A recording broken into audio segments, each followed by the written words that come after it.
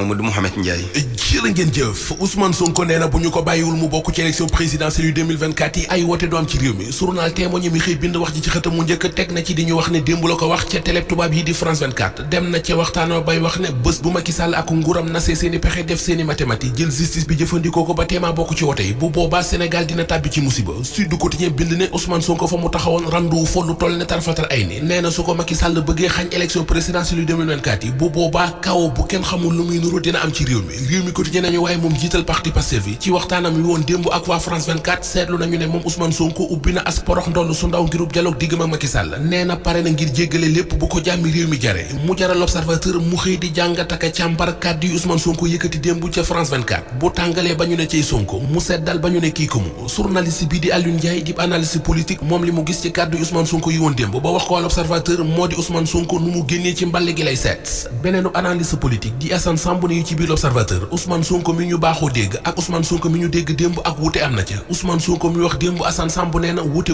kuy wut ndimbal ak ku bëgg médiation diggam ak Macky Sall moom Macky Sall moome Source A xëy ne dañu wax lu raar lu xew ca ndajam secrétariat exécutif national bu APR gi mu convoqué woon keroog journal bi nañu ba mu ubbi ab liste ne képp ku bëgg a doon candidat na nga bindu yéenekaay bi nee nañu muy Abdoulaye Daouda Diallo di Aly Ngouille Ndiaye di Amadou Ba dañu ne pat mel ni ay néew ci watam serwe waxuñu ko li gën a dee sax mooy ñoom ñett ñooñu toog nañu ca ndajama ba ni ndajami jeexi ubbi wuñu seen gémmiñ bi Macky Sall gisee ne ñi bëgg a doon candidat bari na waaye kenn nangu wuta wane boppam ca la ne ni ñuy def léegi moo di ku bëgg a doon candidat da ngay defar sa dossier envoyé ma ko dogal bi mu jël jëm ci ne du bokk ci présidentielle 2024 yi moom président Macky Sall direct news mi ngi ñuy wax ne jur na ay ñaxtu maanaam ay groñ ci biir maire yi bokk ci Benno Bokk Yaakaar loolee wute na lool ak li ñu journal Tribune moo am ca Tamba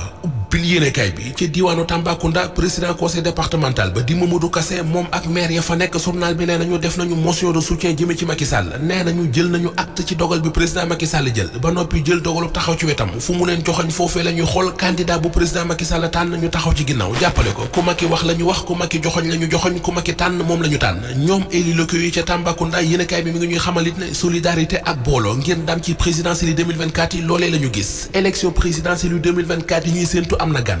gi Vox Populi nee nañu mooy professeur Daouda Ndiaye samp nam dëndam déclaré na candidaturam ci wote yi njiitu réew mi war a am ci réew mi ñaar fukki fan ak juróom ci weeru février 2024 l'Observateur nañu démb la ko def moom président bu mouvement action doon it chef département parasitologie ak mycologie bu université Cheikh Anta Diop bu Ndakaaru déclaré na candidaturam loolee ginnaaw bi mu rafetloo félicité président Macky Sall ci déclaration bi mu def keroog moom mi def déclaration bi di président Macky Sall Le Quotidien mi ngi ñuy wax ne wax na démb li muy def ak ni muy def bés bu jugee ci bopp réewum Sénégal nee na du jugee ci continent bi tey du jugee ci réew mi fi lay toog ki fii toog su soxla ay xalaatam mu laaye biir ko Walf Quotidien dañu leeral ne moom président Macky Sall bu jugee woon ci bopp réewum Sénégal it du sonn du tumuranke ndax weeru yàlla sàkk dana laal 10 millions boole ceekit mën naa am ay ndombal tànk yu kawe ci kuréel gu ci mel ne Organisation des Nations Unies L'Observateur mel ne ku naan ñu loolee lépp dafay sore jamono ji li ko sëkkatal mu war koo régler muy situation bu tar moo di gestion état bi ak gestion mbiri politique ci juróom-ñeenti weer yi ko fi dese ndax ginnaaw ñi mu jiite xam nañu xel ne dafay dem ndax cër ba ñu ko joxoon danañ ko joxati ndax déggal gañ ko daan déggal danañ ko déggalee te new ne ku ne xam na ne fu yaakaar jeexee rek yabel dugg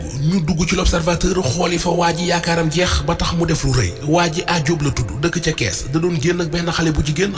bi bàyyi ko fi dem sëy ak keneen Ajóob mer ci loolu tax mu jël ay photo ak vidéo yu garaaw yu ko gel bi daan yónnee bañ doon génnee ko ci internet bi tasaare ko